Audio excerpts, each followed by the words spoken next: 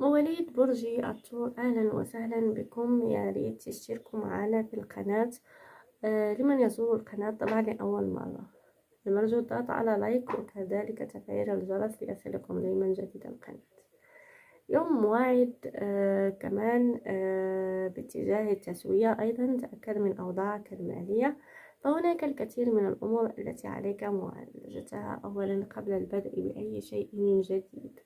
طبعا بالنسبة لوضعك العاطفي والاجتماعي، فبالنسبة للأحزاب الصراحة بينك وبين الشريك أبرز عناوين العلاقة بينكما، وهذا ما يدفعكما إلى تفعيل العلاقة لا نحو أكبر. تأمل خيرا حتى يأتيك الخير، ولا تكن كثير التذمر، وذلك يعود عليك بفائدة كبيرة على الصعيد العاطفي.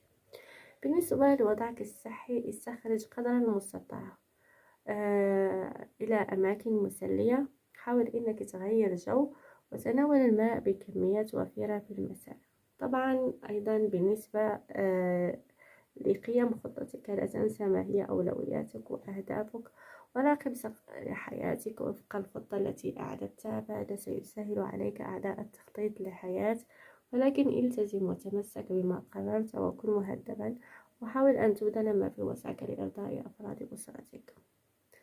طبعا برج الثور، عليك تحويل كل التفاصيل السيئة إلى أخرى مفرحة ومبهجة بإرادتك وقوتك وشخصيتك. بكل تأكيد لا ينقصك الذكاء في التعامل مع الأمور، وهذا ما يميز الثور. يوم متقلب بين الجيد والسيء، عليك الحذر من أقل التفاصيل وأصغرها أيضا اليوم، وخاصة على الصعيد العاطفي. إذا الأبراج الأكثر توفقا معك اليوم هو برج العقرب والعذراء والحمل. وطبعا لون الحظ اليوم هو اللون الأخضر يا برج الثور. لا تنسوا الاشتراك في القناة وضع لايك للفيديو.